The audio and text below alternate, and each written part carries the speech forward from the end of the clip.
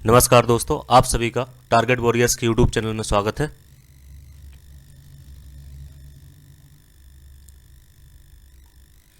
चलिए स्टार्ट करते हैं पहले क्वेश्चन से। निम्नलिखित में से कौन सा कथन जवाहरलाल नेहरू से संबंधित नहीं है?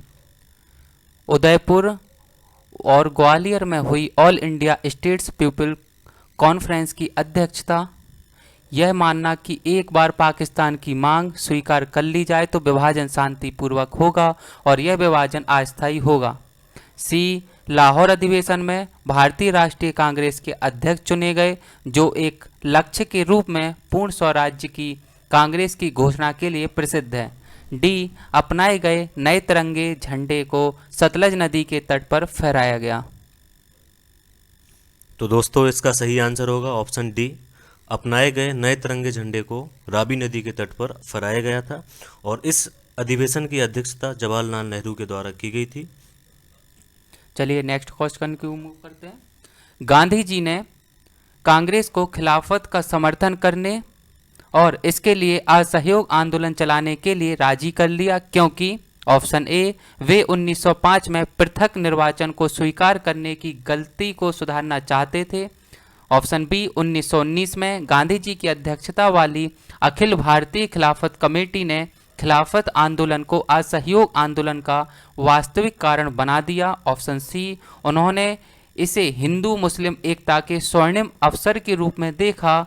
ऑप्शन डी, कांग्रेस के सदस्यों में खिलाफत के मुद्दे पर स्पष्ट एकजुटता थी। तो दोस्तों, इसका सही आंसर होगा ऑप्शन सी, उन्होंने इसे हिंदू मुस्लिम एकता के स्वर्णिम अवसर के रूप में देखा। चलिए अगले क्वेश्चन की मूव करते हैं। निम्नलिखित कथनों पर विचार कीजिए।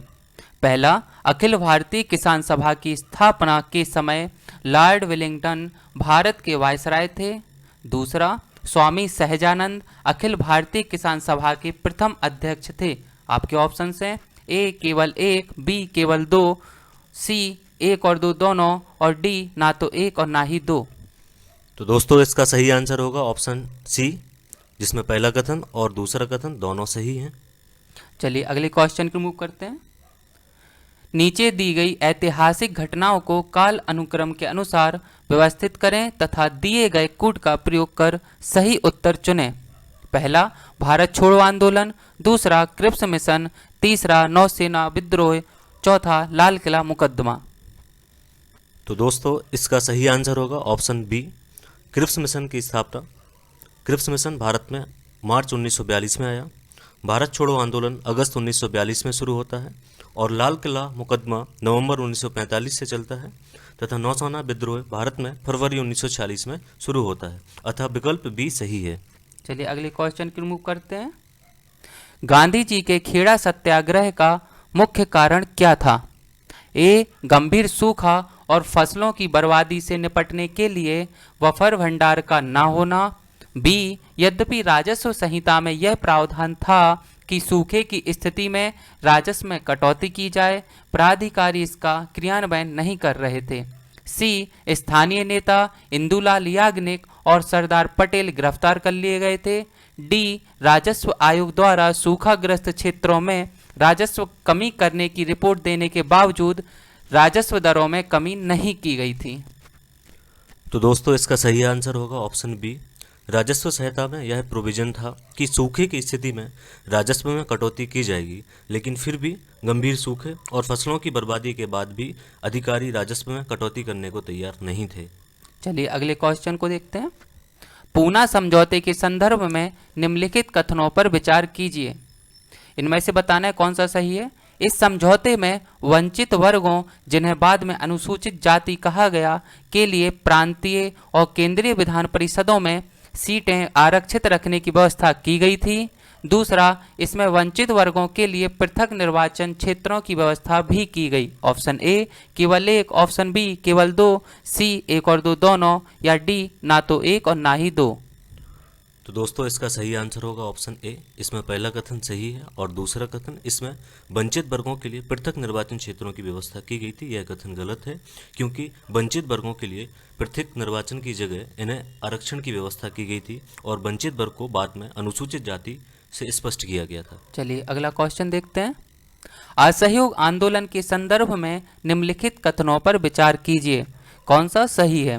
पहला, भारतीय राष्ट्रीय कांग्रेस द्वारा इसे शुरू किया गया था और बाद में खिलाफत कमेटी ने इसे अपना लिया।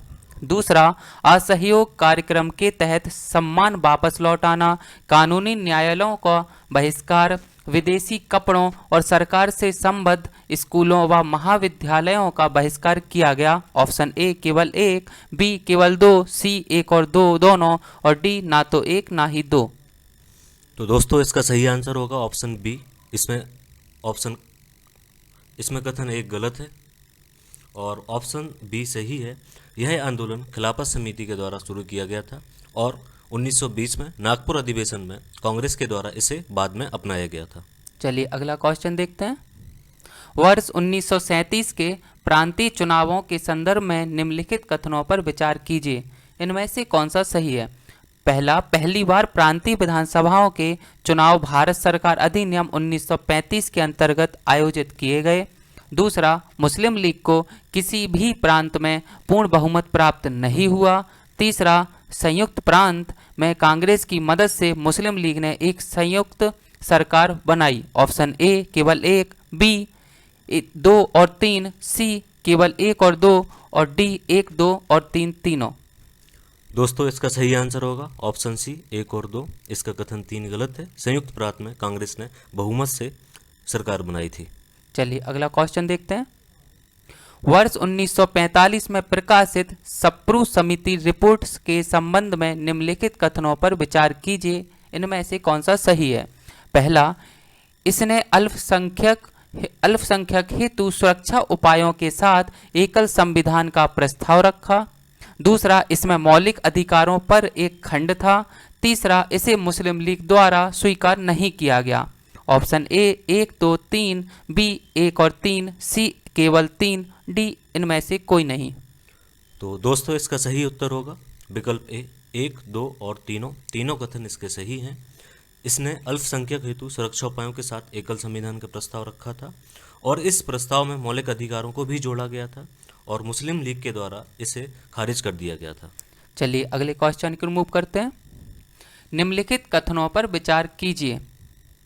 उनकी मध्यस्थता ने गांधी इरविन समझौते को अस्तित्व में लाने में मदद की। दूसरा, 1922 ईस्वी में अंग्रेजों ने उन्हें नाइटहुड की उपाधि प्रदान की। तीसरा, वे पूना समझौते के लिए भी आंशिक रूप से उत्तरदायी थे। निम्नलिखित व्यक्तियों में से कौन उपयुक्त विवरणों को संदर्भित करता है। ए तेज बहादुर सप्रू, बी सहजानंद सरस्वती, सी मौलाना हसरत मोहानी या डी जयप्रकाश नारायण। तो दोस्तों इसका सही उत्तर होगा ऑप्शन ए तेज बहादुर सप्रू। उनकी मध्यस्थता से गांधी इरविन समझौते को अस्तित्व में लाने में मदद की और 1922 में अंग्रेजों के द्वारा उन्हें नाइटहुड की उपाधि भी दी गई तथा वे पूना समझौते के लिए भी आंशिक रूप से उत्तरदायी थे। चलिए आज की सीरीज यहीं समाप्त होती है। यदि आपको हमारा प्रयास पसंद आता है तो लाइक करें, सब्सक्राइब करें और शेयर करें। धन्यवाद।